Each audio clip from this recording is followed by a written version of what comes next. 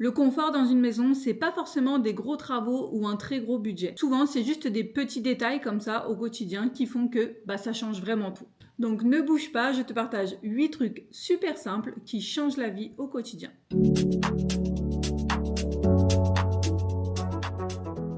Bonjour à tous, j'espère que vous allez bien. Bon, aujourd'hui, ça va être une vidéo astuces, tips, petits trucs simples qui vont rendre ta maison beaucoup plus confortable. Bon, je pense que au fil des vidéos, vous commencez à me connaître. Moi, moins j'en fais, mieux je me porte et plus c'est confortable, mieux ça me va. Certains diront que je suis une feignasse, mais oui. Commençons par le commencement. L'éclairage. C'est peut-être un peu bête, mais l'éclairage, je trouve que c'est super important. Le soir, un plafonnier, par exemple, trop fort, ça fatigue. Bon allez, je t'emmène dans chaque pièce et je te montre un petit peu ce que j'ai. Bon, on se retrouve dans l'entrée. Première pièce. Pour moi, c'est une pièce de circulation. On n'a pas besoin de dîner ou quoi que ce soit, donc pas de lumière tamisée. Voilà, dans l'entrée, on est parti sur 2 plafonniers, lumière blanche, pour y voir clair en fait. Ensuite, on va continuer notre petit tour dans le salon. Salon, pas de spot. Je suis partie sur une suspension avec une ampoule neutre, enfin couleur un peu jaune. Ensuite, le couloir, pareil, des spots. Mais là, étant donné que c'est un couloir, on a mis du blanc. Ensuite, la buanderie, c'est une pièce de fonction pour moi. Donc, plafonnier, mais blanc. Voilà. Pour la chambre de Léa, on a mis 2 spots. Là, honnêtement, je pense que je regrette un petit peu. J'ai mis un spot jaune, donc ça ne nous éclaire pas non plus. Enfin, ça ne nous pète pas les yeux. Et ça ne lui pète pas les yeux, mais c'est quand même assez fort. Et si j'avais su, je pense que j'aurais mis une petite suspension. Mais bon, rappelons qu'ici, normalement, c'était un bureau. Donc, lumière jaune. Et là-bas, elle a son petit Jojo lapin qui fait de la lumière jaune pour le soir. Comme ça, au moins, on est tranquille. Aussi utile qu'importante, les toilettes. On a mis du jaune. Parce que bon, pour faire popo, on n'a pas besoin de se péter les yeux non plus. Et on n'allait pas non plus mettre une lumière tamisée. Ensuite, on continue notre petit tour dans la salle à manger. Bon, là, on a un peu mixé. On a mis toutes les spots ici en blanc pour y voir clair pendant le repas. Les lumières ici pour le buffet, pour créer une petite ambiance, on les a mis en jaune. Voilà. Et pour la cuisine, on a un peu mixé. Les 3 suspensions là, en fait, on s'en sert pour dîner très souvent parce que ça fait un peu une lumière orange. Pour la petite lumière et l'ambiance du soir, c'est parfait. On a mis par contre tous les spots ici en blanc parce que pièce de circulation et de fonction, il fallait qu'on y voit clair. Donc voilà. Et on a rajouté un luminaire ici, il est blanc aussi. Pour couper ce qu'il faut sur le plan de travail, si on doit découper des légumes ou quoi, comme ça au moins on y voit beaucoup plus clair. Dans les chambres, pareil, on a mis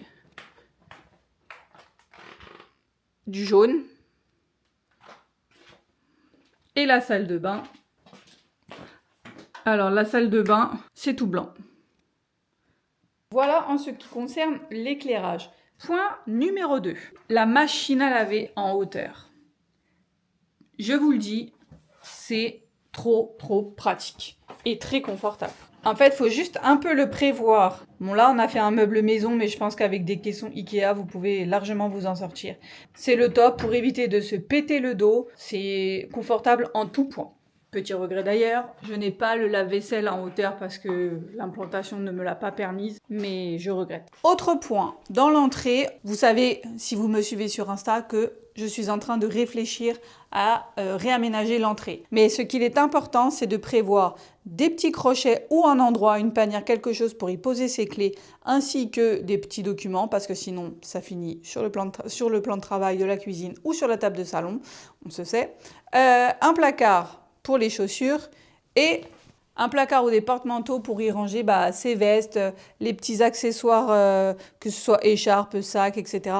Prévoir des emplacements parce que sinon, les manteaux, on les met partout sauf là où ça doit être. Et pareil pour les chaussures. Ensuite, peut-être anodin pour certains, mais la double poubelle. C'est cadeau la couche, mais un sac pour le tout venant, plus pour les cartons, tout ça, ça facilite grandement quand on va emmener les déchets au tri sélectif. Autre point, on a ce petit bac où on retrouve en gros tous les chargeurs, câbles, etc.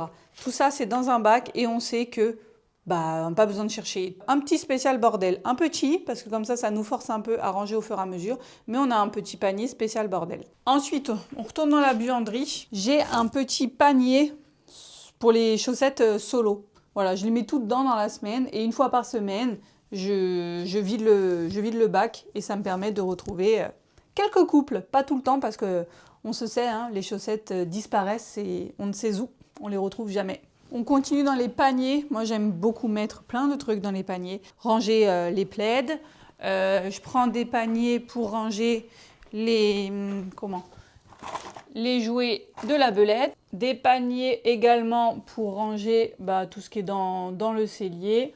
Des petites panières là pour les gâteaux apéro, pour les torchons. Enfin, je m'en sers vraiment pour tout. Ça, je pense que c'est un grand classique maintenant. Le robinet avec la douchette pour aller partout, c'est juste la base. Avec le petit porte-savon, ça aussi, ça évite d'avoir un peu de polluer l'espace et c'est plus confortable aussi d'avoir le savon juste à côté du robinet. Alors, il y a aussi une chose, ça je pense que c'est plutôt construction, on peut le faire aussi en rénovation, mais prévoyez plein de prises, que ce soit même dans l'entrée, on se dit « Oh non, dans l'entrée ça sert à rien », mais si quand il y a un aspirateur ou un chargeur de téléphone ou n'importe quoi, cumulez les prises. Nous, c'est vrai qu'on se faisait chambrer parce que nous, c'était un peu la NASA des prises, on en a mis partout. Et franchement, ça facilite le quotidien. D'ailleurs, en parlant de prise, on s'est fait chambrer parce que nous, on avait prévu une prise dans les toilettes. Et en fait, je me dis que plus tard, je pense qu'on va venir au WC un peu japonais. Bon, nous, on n'a pas encore sauté le pas, mais je pense que d'avoir un peu de courant électrique là, ça sera mieux si jamais un jour on passe le cap. Mais d'ailleurs, qui a déjà testé des WC japonais? Ça m'intrigue. Bon, bien sûr, dans la cuisine, des tiroirs plutôt que des placards. C'est vrai que c'est un petit peu plus coûteux. Mais honnêtement, vous n'allez pas regretter parce que les tiroirs, c'est la vie. On ne se pète pas le dos, c'est plus pratique, c'est plus visible. Quand on ouvre les tiroirs, on voit tout. Non, tiroir égale vie. Côté construction aussi, la peinture. Prenez de la lessivable. Maintenant qu'on a un enfant, je remercie la peinture lessivable. Un petit coup d'éponge, vous savez, l'éponge magique là, c'est magique. Peinture lessivable, c'est trop bien.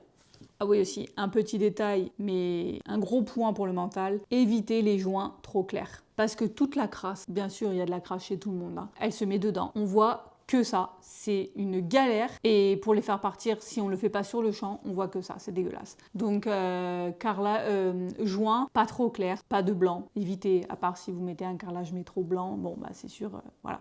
Mais carrelage joint clair, Voilà, je réfléchis. Il y aura bien d'autres choses, mais je m'en suis noté quand même pas mal à vous dire.